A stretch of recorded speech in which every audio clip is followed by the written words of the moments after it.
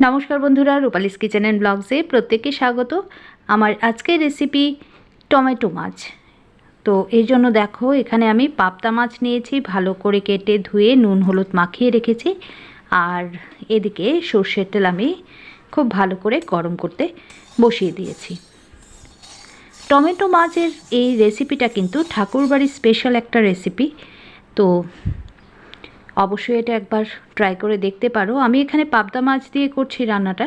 তোমরা যে কোনো মাছ, রুই মাছ, কাতলা মাছ, যে কোনো মাছ দিয়েই কিন্তু এই রান্নাটা করতে পারো।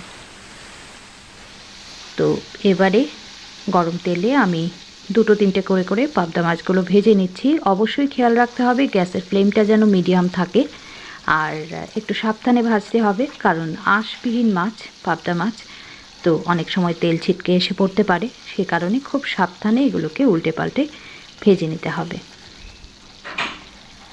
আগামীকাল রবীন্দ্র জয়ন্তী, তো সেই উপলক্ষে কালকের দুপুরের লাঞ্চে কিন্তু এই টমেটো মাছ রেসিপিটা রাখতেই পারো তোমরা। দেখো, এই মাছগুলো আমার ভাজা হয়ে গেছে। এবার এগুলোকে তুলে নিচ্ছি। খুব বেশি কড়া করে কিন্তু ভাজেনি, এপিট ওপিট জাস্ট একটু উল্টে পাল্টে ভেজে নিয়েছি।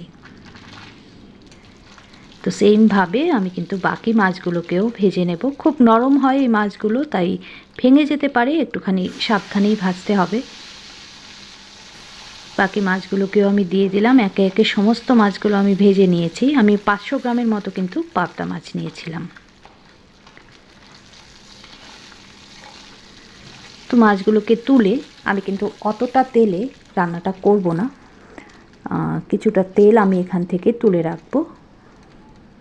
রান্নাটায় খুব বেশি তেল মশলা কিন্তু ব্যবহার করা হয় না।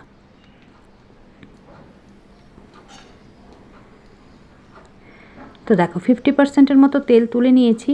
আর এবারে ফোড়ন দিয়ে দিলাম কালো জিরে 1/2 টিস্পুন। আর এখন আমি সঙ্গে দিয়ে দেব হচ্ছে 4-5টা চেরা কাঁচা লঙ্কা। তো লঙ্কাগুলো আমার মোটামুটি ভালোই ঝাল, তো সেই জন্য আমি 5টাই দিলাম। এই রান্নাটা খুব বেশি ঝাল হয় না, একটুখানি টকটক হয়, যেহেতু এটা টমেটো মাছ। কাঁচা লঙ্কার কালো জিরেটাকে 30 থেকে 40 সেকেন্ডের মতো একটুখানি ভেজে নিচ্ছি। এবারে দিয়ে দেব টমেটো বাটা। আমি এখানে দুটো মাঝারি সাইজের টমেটোকে দেখো একদম পেস্ট করে নিয়েছি, তো সেটা দিয়ে দিলাম। ভালো করে মিশিয়ে দেব সব কিছু। এবারে এর মধ্যে আমি দিয়ে দেব গুঁড়ো মশলাগুলো। তো গুঁড়ো মশলার মধ্যে খুব বেশি মশলাও এখানে ইউজ হয় না, জাস্ট দিয়ে দেব 1/2 টিস্পুনের মতো লাল লঙ্কা গুঁড়ো আর 1/2 টিস্পুন হলুদ গুঁড়ো। ব্যাস, এই দুটো গুঁড়ো মশলাই কিন্তু এই রান্নাটায় ব্যবহার করা হবে। তো হলুদ গুঁড়োটা দিয়ে দিলাম, একটু কষিয়ে নিচ্ছি টমেটোর সঙ্গে। এবারে আমি দিয়ে দেবো এতে রসুন কুচি। 4-5 কোয়া রসুনকে একদম কুচিয়ে নিয়েছি আমি, তো সেই রসুন কুচিটাও দিয়ে দিলাম। রসুন কুচিটা তোমরা যদি চাও তাহলে কিন্তু ফোড়নে কালো জিরের সঙ্গেও দিয়ে দিতে পারো, কিন্তু আমার বেশি ভালো লাগে এভাবে রসুনটা যদি মশলা কষানোর সময় দেওয়া হয়, তাহলে গন্ধটা মনে হয় অনেকটা ভালো হয়। লবণ দিয়ে দিলাম স্বাদ মতো, আর চিনি দিয়ে দিলাম 1/2 টিস্পুনের থেকে একটু বেশি। অবশ্যই চিনিটা ব্যবহার করো, তাহলে কিন্তু এর টেস্টটা বেশ ভালো হয়। ভালো করে সমস্ত কিছু কষিয়ে নিচ্ছি এবার।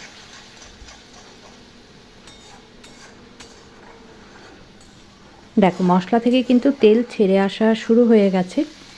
এবারে এর মধ্যে আমি 3 কাপের মতো গরম জল দিয়ে দিচ্ছি। এটা একটু পাতলা পাতলাই হয় ঝোলটা খেতে, তো আমি 3 কাপ জল দিলাম। ঝোলটা আমার ফুটে উঠেছে, ভালো করে একবার নেড়ে মিশিয়ে দিতে হবে।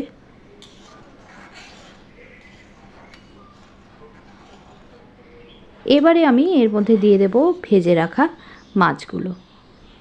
আবারও বলছি, পাবদা মাছের পরিবর্তে রুই, কাতলা এই সমস্ত মাছ দিয়েও কিন্তু এটা বেশ ভালো লাগে খেতে।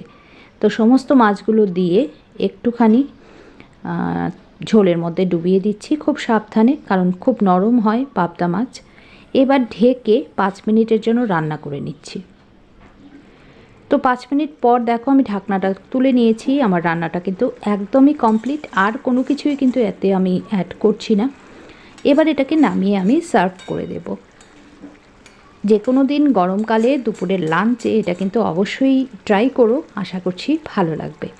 তো আমার আজকের রেসিপিটা কেমন লাগলো কমেন্ট করে জানিও। ভালো লাগলে লাইক করো, শেয়ার করো আর সাবস্ক্রাইব করে পাশে থেকো। আজ এ পর্যন্তই। ভালো থেকো, সুস্থ থেকো সবাই। নমস্কার সবাইকে।